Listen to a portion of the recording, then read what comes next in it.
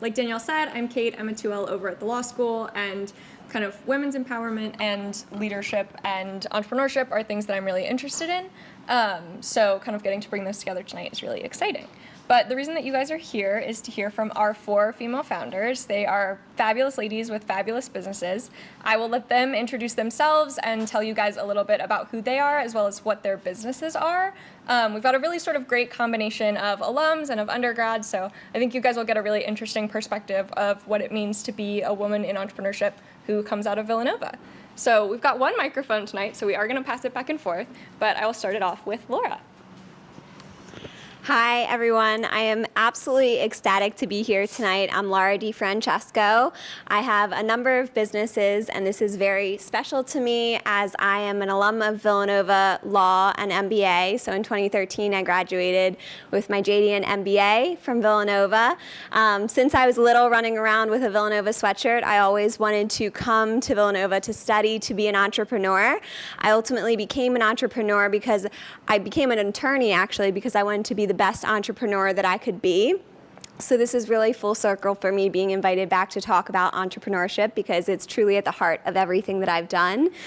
So I have 5 businesses. I have Dean Street Law, which is a corporate law firm. We help entrepreneurs and small businesses all the way up to Fortune 500 companies in things like mergers and acquisitions, financing, corporate governance, all the components, contracts, commercial transactions, all of those types of things. A Flourish co-working space, which is a co-working and event space in Westchester. Ethereal Farms, which is a farm and Airbnb experience in wine country in southern Chester County, Pennsylvania. And then I also have Laura DiFrancesco LLC, which is an educational platform with resources on entrepreneurship and lifestyle design, and then a real estate portfolio investment as well. So lots of different aspects, and it's fun learning about how to operate different types of businesses and how you take ideas across different sectors of the economy and industries. So I'm excited to share what I know with you. Please feel free to ask any questions that you have. Thank you. Hi, everyone. I'm very excited to be here tonight. My name is Ramota, and I'm a psychology major here at Villanova, currently a senior.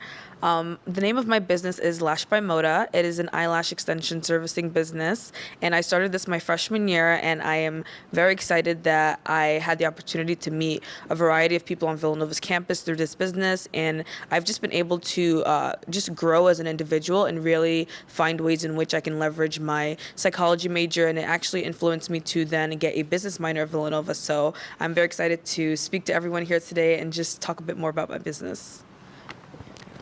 Hi, I'm also so excited to be here. My name's Gemma Kratzel, and I am a junior neuroscience major here, and I have an Etsy business, Gemma Sophia Designs, where I sell handmade, customizable journals and wall collages and art and calligraphy, and I started it my freshman year, second semester, and I don't know, it's super exciting because I never ever thought I would start a business. I never saw that for myself, and it was kind of a spontaneous thing, so I'm super happy with it.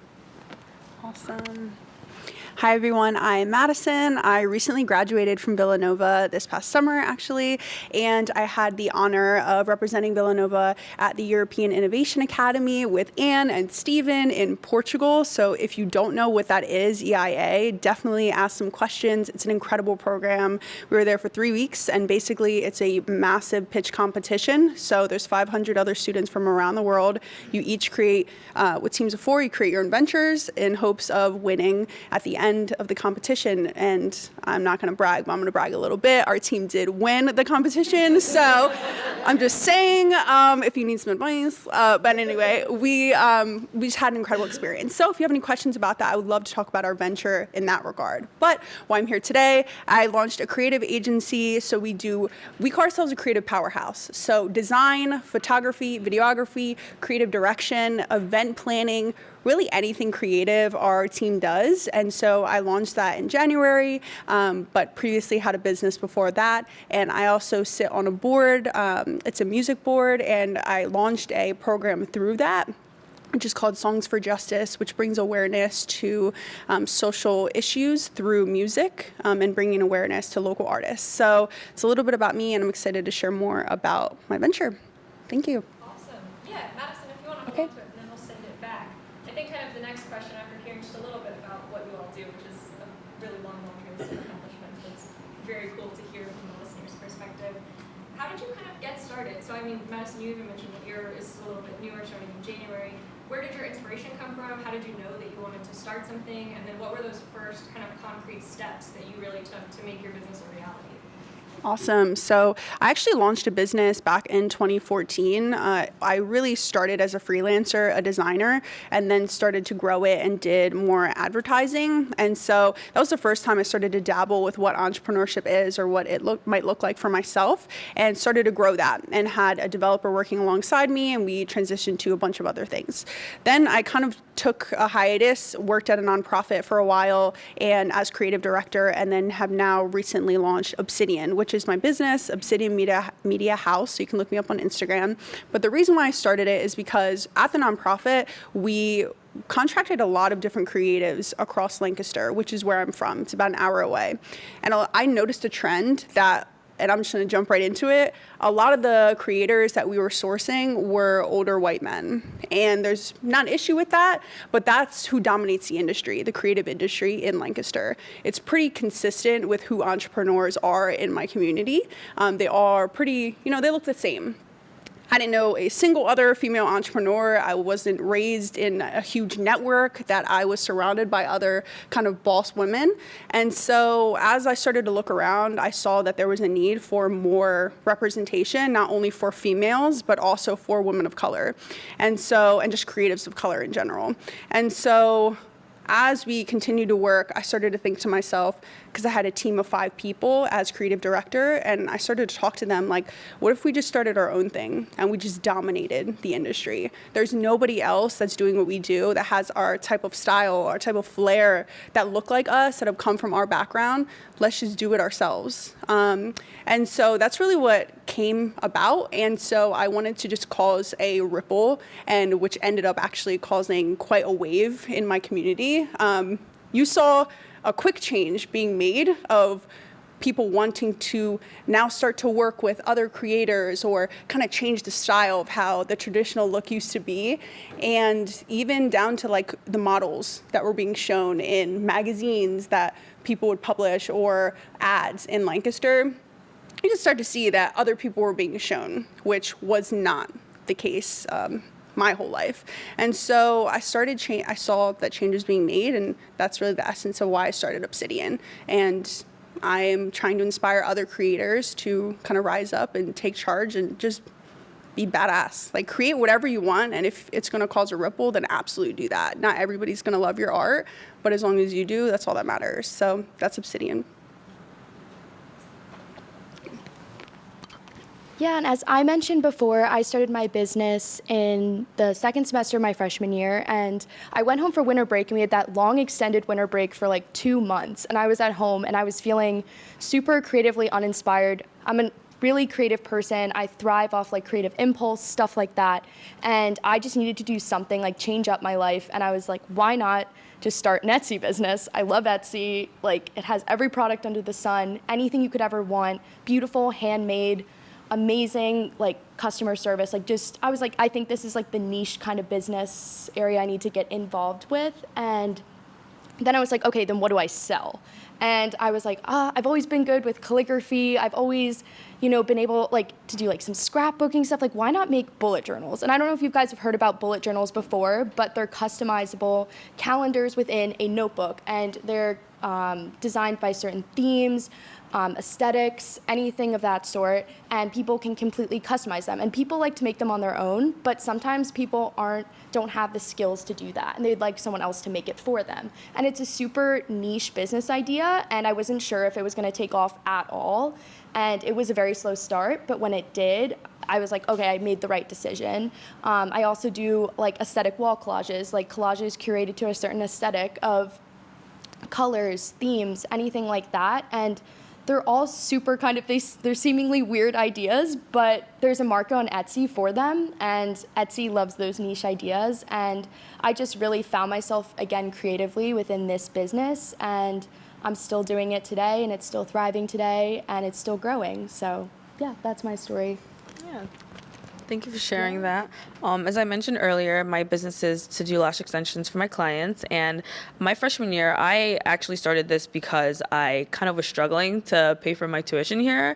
And I wanted to kind of find a way to like be able to make money, but while still being able to, work on my own schedule. And I've always enjoyed like the beauty industry. Like for people's proms in high school, I would like sometimes do it for free for people younger than me, and just I kind of felt like this was like in my alley. I wasn't particularly exactly sure what it is because I don't think anyone has casually like done someone's lashes before, but I decided to get trained because my mom was not going to let me like touch anyone's eyes without like being professionally trained. So I pretty much invested like all the money that I had made the summer before, starting my freshman year, and then the pandemic hit, and it gave me a lot of time to really perfect my craft. And a big influence on this was just getting people who were able to be comfortable with me enough to volunteer their eyes for me to practice. And because with lashes, practice makes perfect. Like the training is really essentially one day. However, like in order to get comfortable working with people's eyes, get comfortable, placing lashes, isolating, get comfortable being able to, create different types of sets while still balancing the responsibilities of being a full-time student, especially at Villanova, as you all know, requires a lot of dedication. So my inspiration was to really be able to provide for myself on my own schedule, and it kind of took off. As in, I really enjoyed being able to interact with people. I got to meet so many different people on campus, people that actually I just got a full-time job offer, and one of my clients happened to work for the company that I am now working for. So I'm just able to meet completely different people from different parts of PA as well, because I do take clients off campus. So I think that's the part that has really motivated me to keep going, keep growing, just being able to talk to people. And I've learned about every type of woman while lashing. So it's been a very, very fun experience. Thank you. I'm so incredibly impressed and proud of the women I'm sitting next to. I have a bit of a different entrepreneurship journey. Mine really started with education. I really focused on my education to provide me a really good background. As an entrepreneur, you become a jack of all trades. And so for undergraduate, I triple majored in international business, finance, and real estate at South Carolina. I did that in 3 years so that I could go to grad school and get my JD and MBA. I really wanted to learn law because law is the fabric of business. It is the rules of the road. If you love playing Monopoly and you love winning Monopoly, you know that you have to know the rules of the road to play the game.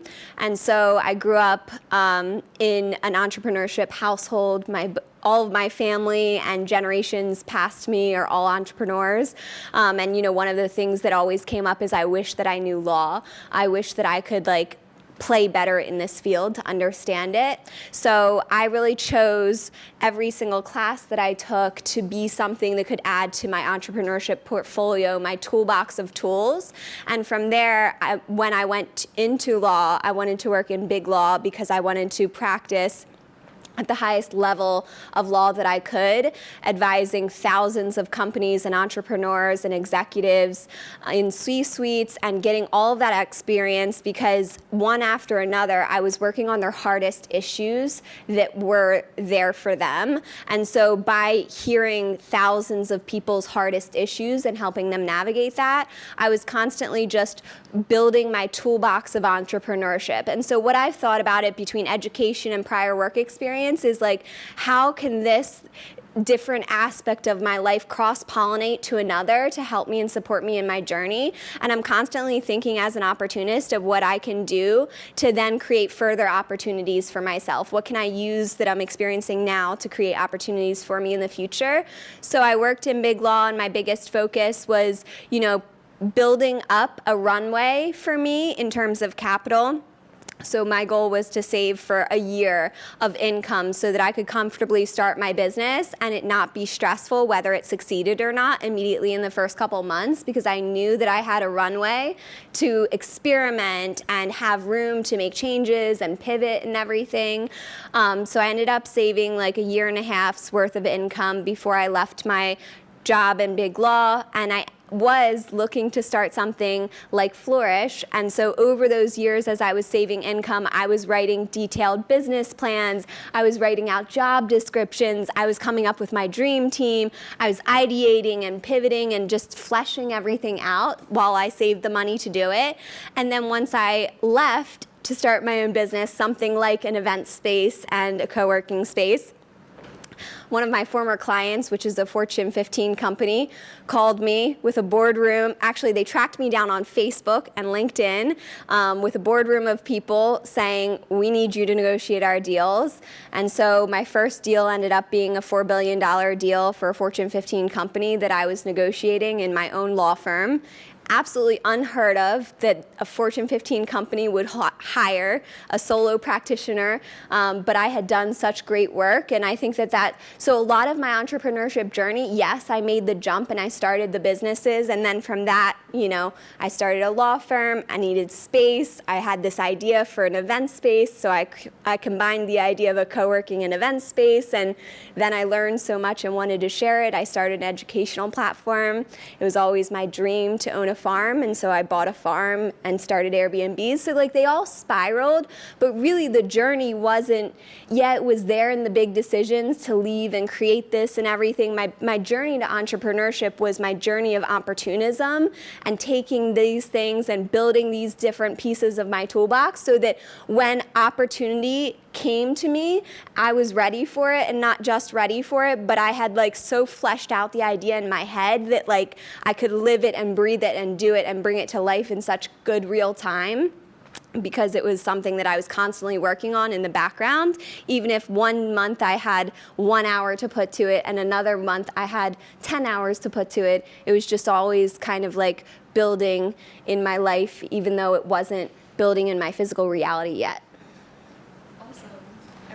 I think that I can say this is what I really love about entrepreneurship, and I think that a lot of you guys might feel the same way, is that people come to it for so many different reasons. It might be, filling a niche in your career, like you said about learning law, filling, a gap that you're seeing in your community, or just something that you want to do for yourself, fulfilling a creative need, or, fulfilling a financial need with something that you love and that you think that you're good at. And I think that that's always, it's just really cool. And I think that this is a great group that has a bunch of really different but really compelling reasons for starting their own businesses, and seeing the way that they've served you is really awesome. But I think that you guys will probably all laugh when I say this, that I'm sure for all of you it hasn't been a perfect journey or a super rosy journey. There are always challenges, and I think that founders can speak to some of the challenges of business really well because you see them firsthand. So if you guys want to take it and send it back, Laura, starting with you, just what are some of the challenges that you've experienced? Maybe it's one story that sticks out to you or one sticking point that's maybe come up again and again, but what are some of those things that you've kind of had to work through? Yeah. There are so many challenges to entrepreneurship. I love it. I would choose nothing else. The reality of it for me has been that entrepreneurship is my playground for self-development. It will show you every single area that you need to work on yourself, whether that's your emotional intelligence, your analytical reasoning, your strategic planning. It really allows you to have a playground to work within and to grow within.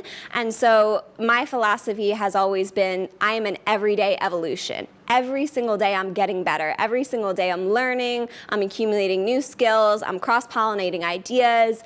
And so whether the challenge of the beginning was capital and money and making sure that I've self-funded everything, so making sure that I have the funds to be able to start the business, to my present day challenges of hiring team members and being managers, you're constantly going to be faced with things that are going to be challenging and are going to require innovative thinking, ideas, but also just a lot of self-presence and self-reflection. A lot of my challenges are, if you're a hermit crab and you're growing to a new shell, there will always be pressure. And so as you continue to grow, there will always be pressure in certain areas. And so I don't go into it thinking, I'm going to just conquer it all, be the best. For sure, yes, that's my mentality.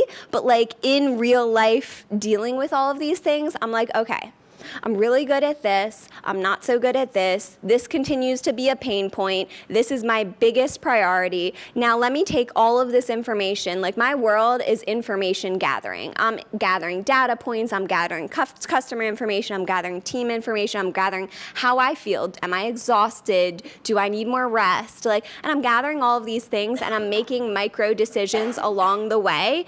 And just like you've got these big giant mountains of challenges that are going to come to you. Like, I had my phenomenal full-time employee. One of them just left to do something else, and totally understandable. But when you've got a whole team and operations kind of worked on a whole set of capacity for your team members, and then you lose it, everything rises up and comes to the entrepreneur and the owner. And so you're like, okay, I could freak out because I have 10 times the amount of workload I have, or I could be like, okay, certain balls are glass and certain balls are rubber. If I throw things up in the air and I'm juggling, certain things are going to come down and explode and I can't recover from, and certain things are going to bounce back. And it's it's okay that maybe on my social media presence, I'm taking a break because I have to serve all of my customers. It's okay if I had all of these goals for growth for this year, and then I lost an employee, and I'm going to reset for the next couple months. That's totally fine. So there's going to be challenges along the way. My philosophy is always just taking that next step and continuing to navigate through it, being observing of yourself, your environment, your industry, and all of those things, and just making good decisions and having confidence in yourself that you will always make it through, and you will always, what you're doing is the right thing, and it will always work out as it should. I will say that the biggest challenge that I faced during my entrepreneurial journey has been being able to find balance in being a student and in trying to organically grow this business, and really trying to convince the people who are my market, which are students, that coming to me and trusting me for this service is something that's worthwhile and worth your dollar. Especially with the pressures that I faced in doing this, and knowing that 3 clients a week means that I can do this, that, or the third, or understanding that sometimes I have to be able to find balance between taking clients and going to class, or just being able to understand how my week is going to go, it's just very unsure, I would say, because there's just so many factors in being a student without having these pressures of growing your business, and then the pressures that this business holds for my personal life, and just being able to source clients and be able to, just be creative throughout this process, because there are other lash techs in the area, but how do I now position myself as someone who is qualifiable, who I'm a student first. And when I tell people this, sometimes they shrug, or they don't want to come to a dorm room to get the service done. So just being able to sell my value proposition and being able to have others understand that, I have worked hard to be in this space, and I'm going to take my time in, customizing your set for you, and just being able to also find the time, because when I first started lashing, it used to take me up to 6 hours to do a set, and that sounds crazy. And at that point, I'm charging $40, $50. So I was operating at a loss for almost a year.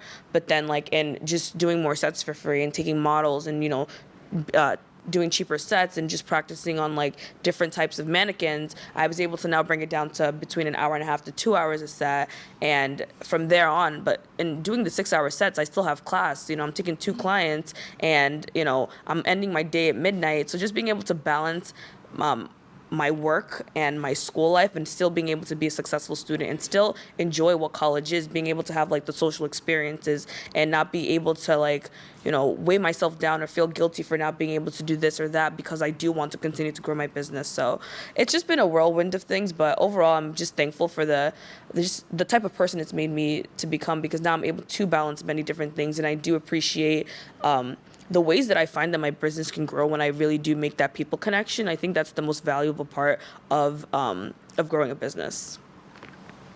Yeah, I very much resonate with Ramoda's journey because I run my business completely by myself. I do everything, all the customer communication, all the production, the shipping, everything like that on my own. And being a student too, it's really difficult. And you also, like you said, you have to tell clients, they understand you are a student first, and sometimes that is hard for them to understand. And also just with my business, it's like I said, super niche market. It appeals to mainly women. I've had almost completely 100% female customers, and it's a luxury product. It takes a long time for me to do, and like Ramoda said, it started out with me having to do a journal, a 12-month bullet journal. It took me almost 20 hours to make, and I was operating at a loss as well. And I was this is not efficient. I don't know if this is sustainable. I don't know if I can do this for the price that I'm charging.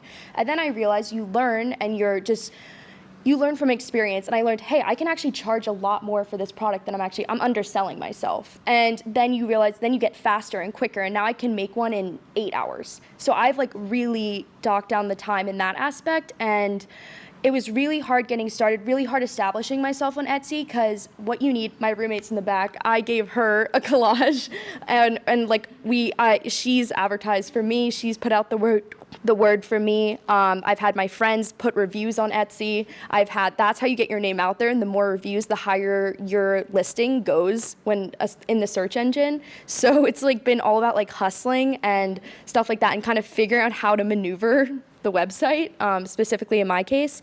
But yeah, that's my journey with my difficulties running a business kind of solo, but it's been awesome. It's been empowering, and I've heard you make personal connections with people on Etsy. I've learned so many amazing stories from women that I'm selling these journals to, so many amazing reasons why they need these journals, why these journals have helped them, for their family members, for themselves. So it's completely rewarding, completely worth it, and I'm so glad it went the way it did. So I would say my biggest challenge has been self-doubt and just kind of overcoming that imposter syndrome. There has been so many times where I've wondered, is this the right decision? Should I have done this? Should I do this? I left a full-time, very good job to launch my business. And there were so many times that I'm like, what am I doing? This is not right. Oh my gosh, how am I gonna make money? How am I gonna make money in 6 months? And it's just, there were so many thoughts like that. And even with my business, it was well, what service should I start with? Should I do this? Should I do that? And there's so many of those what ifs, those questions, those looking at yourself in the mirror and even wondering am I even an entrepreneur? Am I even cut out for this? What even is an entrepreneur? How do you define that? And so to this day, I don't even consider myself that, but I would consider myself an entrepreneurial thinker. And so I just made the decision that you're never gonna know if it's the right decision. You just gotta go for it, and you can pick a bunch of different things. It was I'm not just gonna do one thing. Let me just do a couple different things. And if one of them works out, one of them works out. And if they don't, I'll just try something else. So I think the whole self-doubt thing will resonate your whole entrepreneurial journey, and not even just in entrepreneurship, in your life in general. So if you can battle that and be comfortable with being uncomfortable, you'll be good, because there'll be another thing you can do. And if you don't do that, you'll do the next thing. So that's what I learned through this journey. You guys all have such great stories of being able to either stick it out or bounce back through challenges, which I think is something that is maybe unique to entrepreneurs, but I also think is a very female founder, female entrepreneurial thinker experience. I think the flip side of that is that I think imposter syndrome is a very common experience for women of color. Those identities don't go away when you put on the identity of entrepreneur. They're part of you and they're part of your journey. So I guess just kind of taking that and thinking about the role that your gender or your identities, as they sort of intersect with each other, have played in your journey, if there's anything specific, whether it's a challenge or whether it's a benefit. Because I think that there are huge benefits to all of the identities that you kind of carry with you. And I think, Ramoda, you might be a perfect person to start this off, especially because lashes are such a female-centric business. I think that I would assume that most of your clients are women, and so I think that there can be struggles in having a sort of female-focused business, but there can also be a lot of benefits to that. So just the role that your gender and all of your identities have kind of played, if that's been something that you think about, or if it's just something that kind of plays into your story in the background. Yeah, thank you for asking that. I will say, like Lash by Moda is open to anyone, but till this day, I've only ever lashed people who do identify as female, and I think it's honestly wonderful because a lot of these women, they come to me and they're not particularly sure what they want. So I always start my client appointments with we kind of pick a set together. Like first we look through their Instagram and we're like, okay, what's your vibe? And then we look through my Instagram and I'm like, okay, from what we've seen, like what do you like on my page? So just being able to kind of have that connection and being able to understand like, okay, like what are you going for? Is this it's like a birthday? Because if it's a birthday, for some reason, like my hands work a bit more magic and like they just look like extra special. So I always love to know if it's like a birthday, a vacation. Just being able to have that like personalized effect before I start has really taken my business to, I think, greater heights, because, you know, people leave with this personalized experience and then they go tell their friends. They're like, okay, I know you've never tried lashes before, but just go to Ramona. Like she got you. Like she will not like sell you a service because it's the most expensive one. I've had people book volume sets, which are my most expensive sets, and I tell them to leave with the classic because I think like for this first set, for example, like, you know, just warm up with it. You know, you're not really someone who I see that wears a lot of makeup, so you don't want to overwhelm your face. So just being able to kind of understand, like as a woman, how other people might want to like up their stuff but not necessarily change themselves. So just being able to relate to people that, like, you know, doing lash extensions is not you trying to be like fake or you trying to like, you know, change who you are, but just, you know, it's like a little mascara, like permanent mascara for the next 2-3 weeks, really helping people understand like why they should invest in themselves, and really doing this set and having people's self-esteem be like clearly boosted.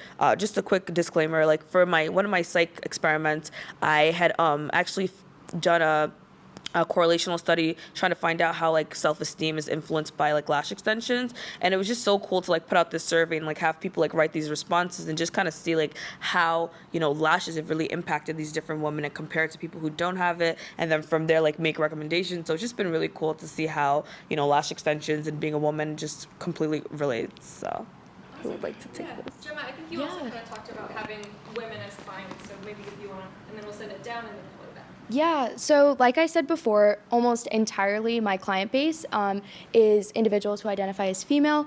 And also on Etsy, most of the time, people wouldn't know, like, people don't know what your face looks like, the seller at all, unless you're putting a profile picture on your profile, which I do not. So you kind of just, where you find and develop those connections with those women is within those message sections when they tell you what they want for their product, the customizable aspect of my product. And that's where I develop the relationships with them. That's where I can relate with them. That's where we have discussions back and forth. I formed like little friendships with like my customers online, and you never have a face to put to the name. It's very like, Etsy is I feel like a lot of the sellers that I've interacted with of products that I've bought have been women as well. So it's a very empowering environment to sell on, I would say. I've never felt that my identity as a woman has presented itself as a challenge in the space that I'm in. And in fact, I think it elevates it, because I feel like the women who are buying my product are very willing to confide in me, very willing to share personal stories. I've made journals for women who've undergone traumatic events or undergone abuse that are looking to start their lives over, looking to use these journals as a new beginning point. Like in January with the new year, they want to start it off right, and these journals help them. And like to be able to make that sort of impact in these women's lives and to have them come back and like message me again like months later and be like, this is the impact that this made on me, this is amazing, like thank you so much, like that means all the world to me. That's why I do these, and that just gives me the fulfillment going forward, and that makes me super proud to be a woman too, and being able to help other women. Yeah. So I've had some guys like older guys that I work with are typically my clientele, business owners. I work like with other business owners that are men. But anyway, aside from that, them trying to stiff arm me in terms of pricing and trying to be like, when you're negotiating with someone, especially a man, an older man, and I'm like this like younger girl, they think they can like haggle me on price, and the joke's on them because they can't. So I'm like all cute and sweet, and they're like, okay, but we can't do that. And I'm like, okay, well then you can find someone else. And they're like, okay, well, on second thought, I'm like, I know, on second thought. But aside from that, I haven't really faced a lot of issues as a business owner. But as a leader, a female leader, I have. So at my former nonprofit, I had a team of 5. And all of them were males, and I was their leader. And right now, my current team, they're all guys as well. And so that is definitely a dynamic. And there are plenty of times where I'm in this situation where, they'll try to,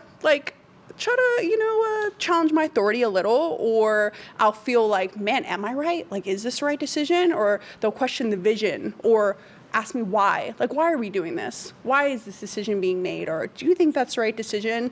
And in my mind, I'm like, man, okay, maybe I'm not cut out for this, or maybe they are right. And I'll start to think that because I'm like the only girl in the room, or I'll start to doubt my own confidence or my own ability. And not even because immediately think because I'm a woman, but there's that a little bit of insecurity in the back of your mind just growing up. And if you're ever around just groups of guys, you already know you kind of have to assert yourself, like being the only woman. And so I have faced that a decent amount as a female leader in my space. But ultimately, I just realized that they're not challenging you because you're a woman. They're challenging you because they want to know why. And they want to know, is this the right decision? And I need to be able to come prepared to give them an answer, not because they're challenging me or think I'm dumb or think I'm not capable or they think they're better than me, but because I'm their leader and they need to trust me and believe in me and know that I'll be able to provide for them. So I had to just, again, the self-doubt, just cut that and realize that it's not because of me, it's just because I chose to be in this position, and that's what comes with it. So, yes.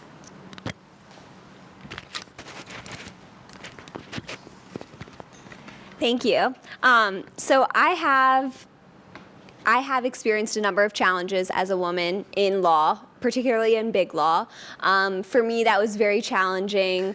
More senior associates would curse me out, harass me. I was reported to the executive team in big law for inappropriate social media. Mind you, you could never find anything inappropriate on my social media. I don't have any bikini photos. I don't have any beach photos, no drinking, literally nothing.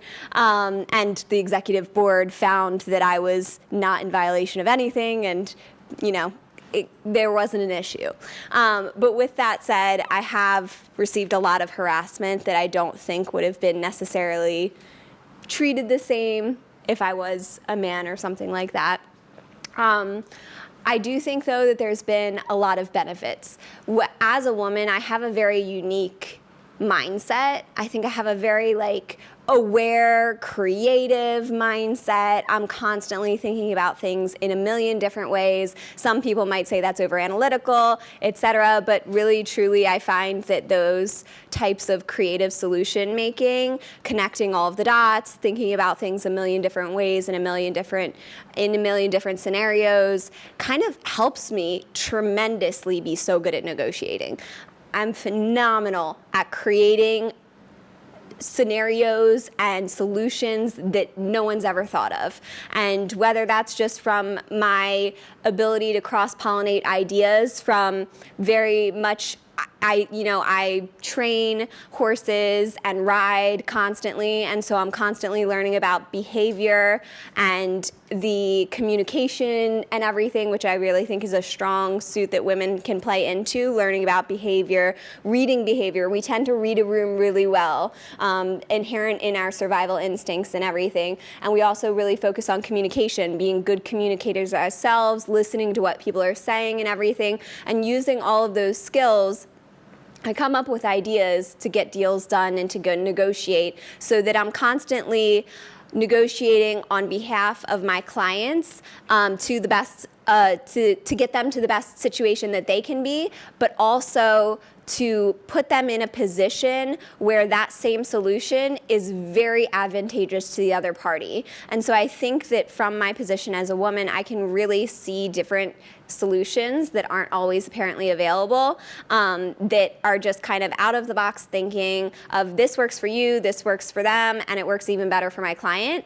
And so a lot of ego can be had in deal making. And so I hear a lot of people, well, if you don't accept this, I'm walking. If you're not accepting these deal terms, the deal's off the table. And I have never positioned my clients in a point where they can't get out of something, because there's always a solution for everything. Now, you might have to look at it a little differently, but that is the beauty of deal making and negotiations, and the fun part of negotiating contracts and transactions is that you get to find those things that work for everyone, diving deeper into communication, getting to the root cause of things, like, well, what are your incentives? Like, what are your motivations? What do you really care about? And so, like, looking beyond what's apparently being said in a negotiation and being like, okay, well, what's driving all of that? Let's get deeper. Let's go deeper beyond that and really get to the root causes of things and leave ego out of it.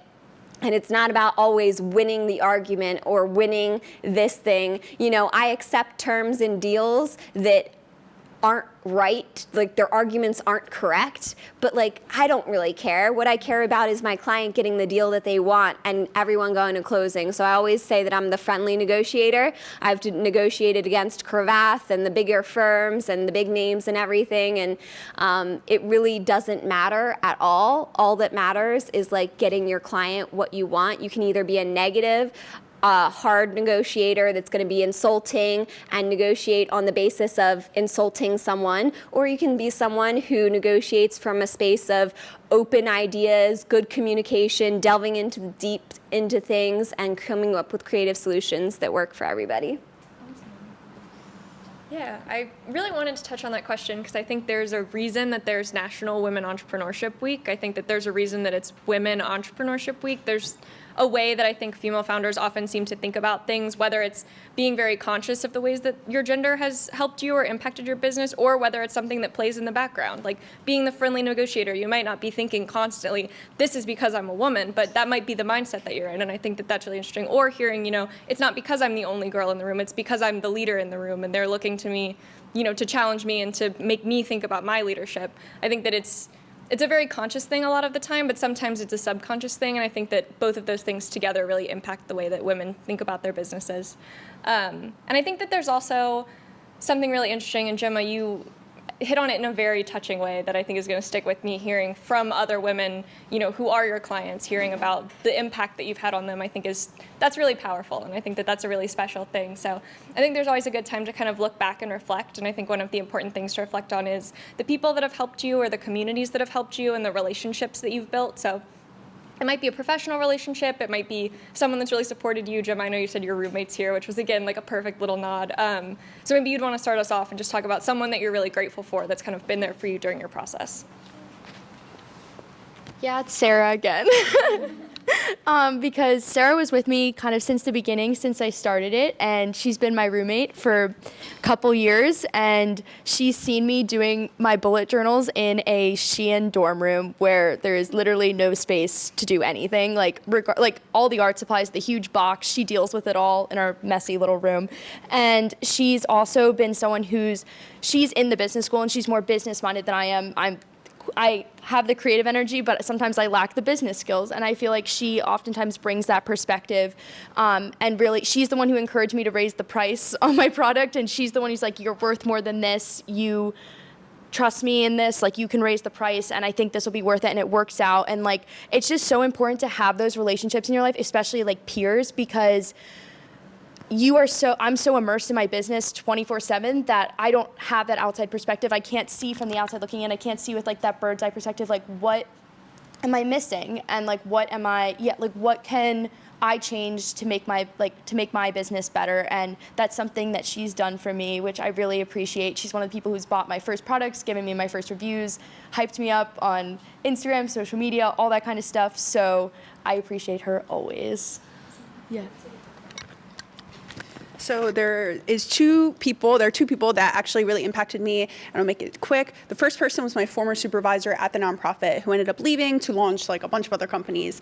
But before he ended up leaving, and before I launched my company, I actually was going through leadership coaching, and through that we did this exercise of like asking people like what they think about us, basically, in a more creative way than that. And he was the only person out of all the people that I got feedback from that actually told me some like things I didn't really want to hear. Like, I'm like, I want to hear like what you think of me, but like the nice things. And he didn't care. Like he gave it to me very straight because he worked with me for a long time.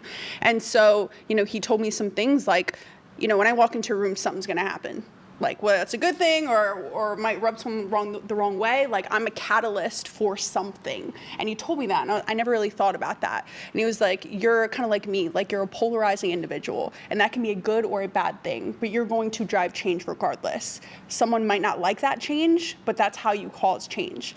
And he said a bunch of other things that made me realize that I need to keep these in mind before I start my business, because if I go into it not considering those things, I'm not going to be successful. And so he was the first person that actually made me see my gaps that I actually needed to think about filling. The other person was someone that I worked with at the nonprofit.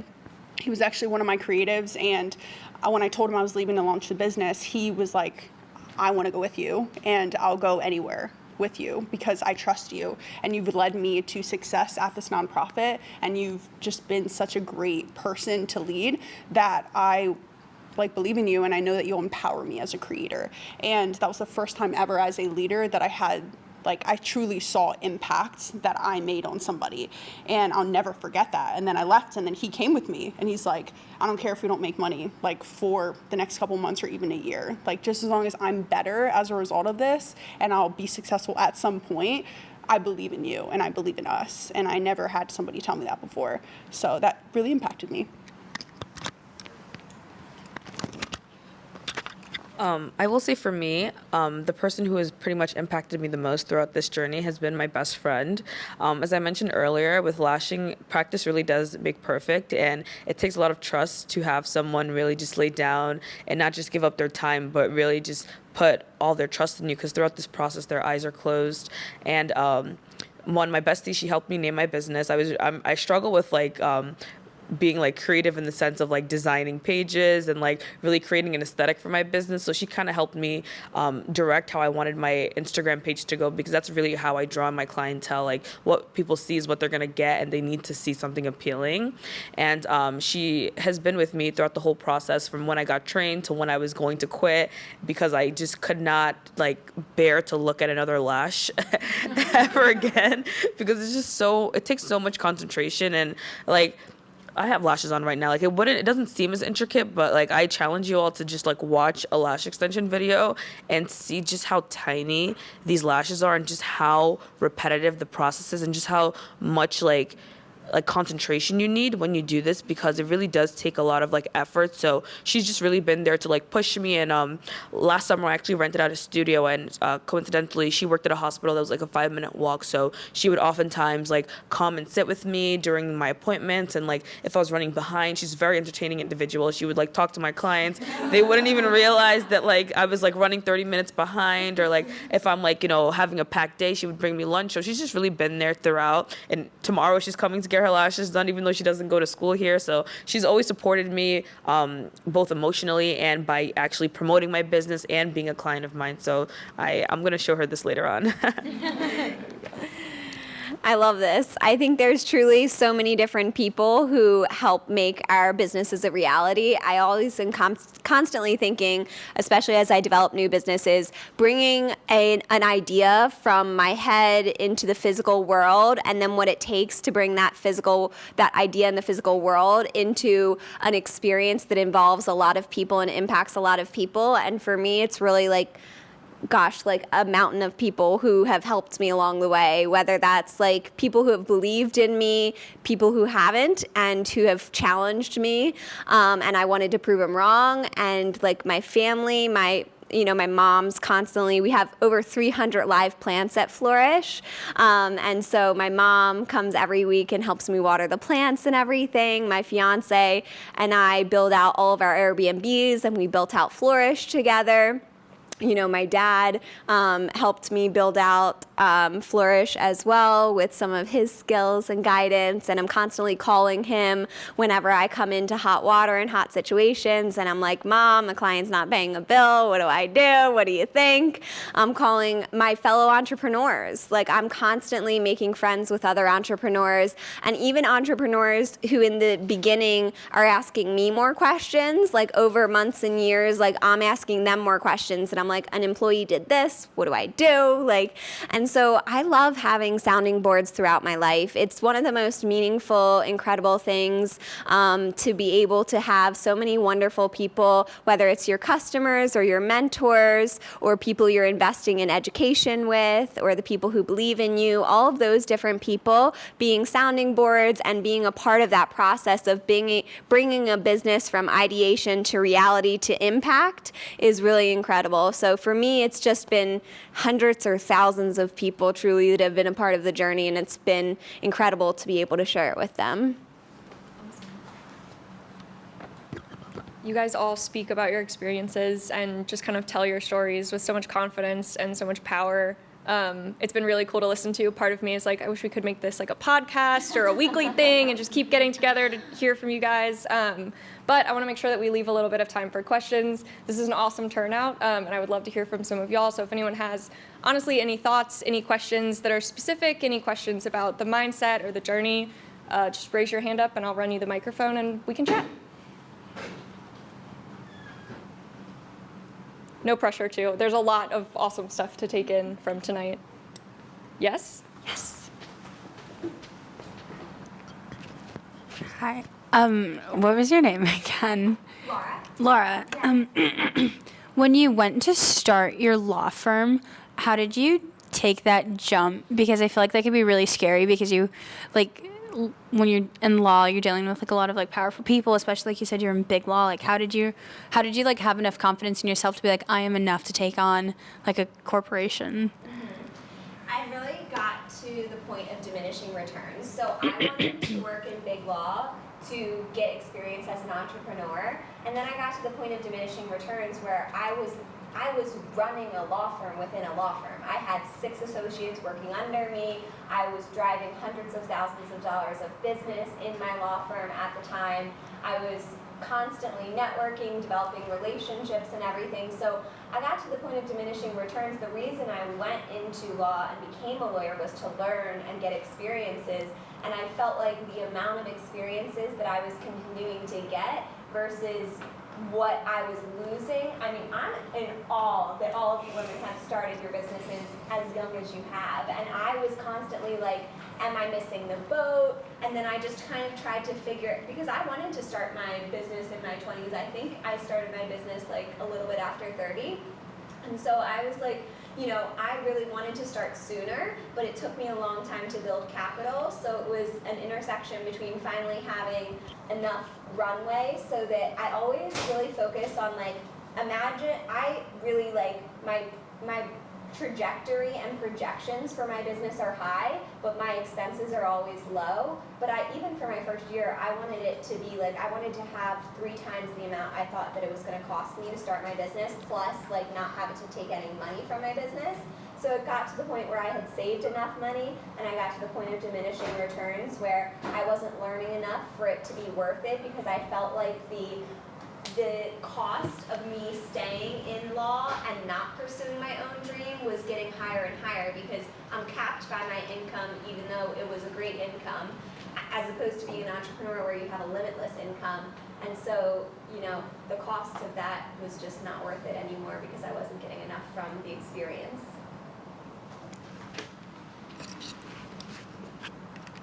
Perfect. Does anybody else have any other questions for our panelists? Sorry to make you walk. No, that's fine. Participation is encouraged. Highly encouraged. This is more of a general question, but what are some resources that you guys really think helped you like start out or grow your entrepreneurship businesses? So I can start. You mentioned this earlier, but talking to other entrepreneurs is a huge help. Just because you learn a lot from other people's journeys. You're not going to have the same journey, obviously, but there are a lot of insights and takeaways that they've gathered that you can learn from them. It's like, if I can learn a lesson through somebody else instead of having to learn it on my own, like that's, you're saving time and or break or money or whatever it is. And so the more I had conversations with other people who made the jump and took those risks and learned, the better position I felt as an entrepreneur. Yeah, just to kind of like follow along with that, with lashing, a lot of like the business is just being able to keep up with like the trends and like the different types of sets that are coming out on. So the person who trained me, I'm very thankful that we actually we keep in communication, and like if I run into a hurdle, she's literally only a text away. So just having people who are not only like willing to answer your question, but encouraging you to ask these questions, especially like being a full-time student and not having the time to really like sit there and think about like who can I go to as a supplier, like how do I like keep my costs down while still keeping my profits high. Like it's just so much back and forth and like rumination. So just being able to have people who have these answers and who are encouraging you to ask it has been a great impact in like just how fast my business has grown and like just how the place that I've been able to take it. Like I mentioned earlier, I I made this decision to take out a studio space last summer, and I reached out to a few people who I knew were in kind of similar positions and kind of weighing the pros and cons of like having this beautiful space. One, people want to come to like a space that's not in your home, and two, like just being able to separate your workspace from like your home space, it motivates me more to want to work. So being able to say, okay, I work Monday through Friday, and these 5 days, like I'm gonna be like the best last check that I can be, because during the weekend I'm gonna earn like that home time. So just being able to kind of speak to people and understand like how has your experience been as a last check, like what makes you want to continue this, because it is a very competitive process. So like how have you been able to like make it your own and find joy in it constantly? Yeah, and for me, like I said, my business idea is super unique, and like on Etsy, I didn't know any other sellers personally that were selling the same way I was. So what I did is actually I just was very observant of the way other people sold on the site. And I would just go through other people's stores and I would look at how they constructed their profiles, how they worded like the short description that you get, like how they set up and the pictures, like how they just ultimately how they presented themselves as a business. And for me, it just was like I just took a combination of a lot of people's ideas of the ones that had the most sales, the most popularity, and that's just kind of how I construct my business, because I didn't necessarily have any mentors or people I could talk to, but it's all through like my own trial and error and just through observing other people where I found my avenue for my business. I love that. I love that we're in a library right now. I have such a reverence for books and obsession with books and podcasts and learning. Investing in education has been my #1 through line of my entire life. So like even last year, I invested thousands of dollars in courses and books and audiobooks and all of these things. So like I geek out on podcasts and audiobooks and books, and sometimes I buy multiple formats of the book. I buy the audiobook and then I love it so much I want a reference book that I can highlight and all the things. So to your point, getting that information from someone who's been there is incredible. So books, I nerd out on them. Podcasts, I nerd out on them, because you've got someone with a lifetime of experience condensing it and being like, here you go, for $10, you got all of my lifetime of experience. And I'm like, yes, please. Like, give me that all the live long day, because that just like, it's so incredible that for a couple of hours you can listen to a book and learn what took them years to alchemize, to not just experience, but then alchemize and put into practice and refine. So I really obsessed with all of those types of resources, and of course YouTube on learning how to renovate things and all the different things. So any other questions? Oh yeah. Thank you.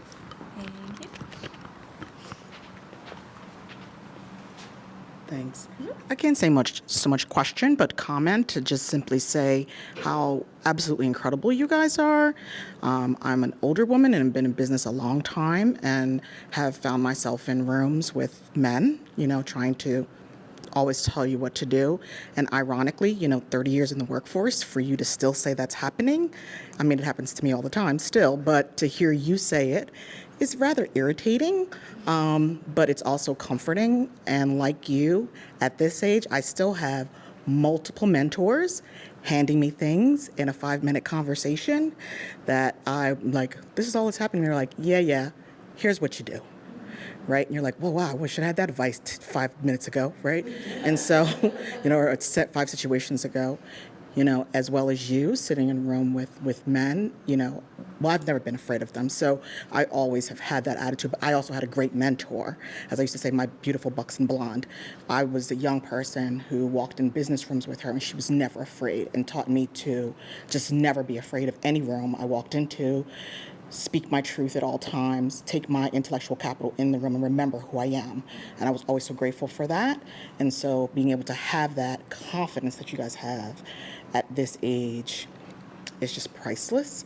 I also say for everyone who hasn't taken that leap into entrepreneurship, you could always be an entrepreneur in your space, be an entrepreneur in your job. Use that strength in your own space to learn like you did in your space, and then figure out how to make that your own at a later point. So I've learned so much from you all, and I really appreciate this. I had to rush over here across campus. I was beating the rain to get here, and it was absolutely worth it, and I thank you so much.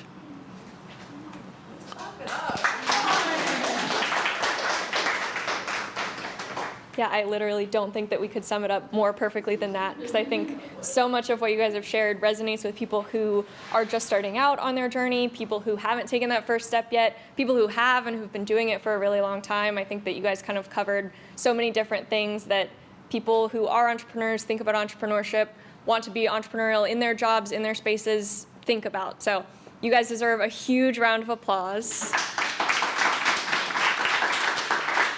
Thank you guys so much for everything. Please feel free to grab some more snacks, stay, chat, tell people where they can find you. If you guys want to share like Instagram handles or websites really quickly before we go, just to wrap it up, so that I think if anyone wants to follow up or kind of connect with you guys, I think that would be awesome.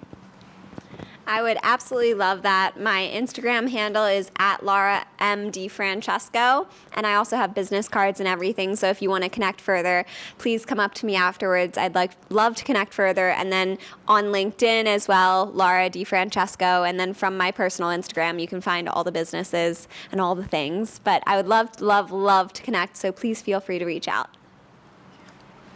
My Instagram handle is Lashed by Moda. I also brought my business cards that I will hand out to everyone at the end of this. So if you or a friend or anybody that you know would like to get their lashes done, I'm available 7 days out of the week. So just please let me know at least 2 to 3 weeks in advance, and I got you.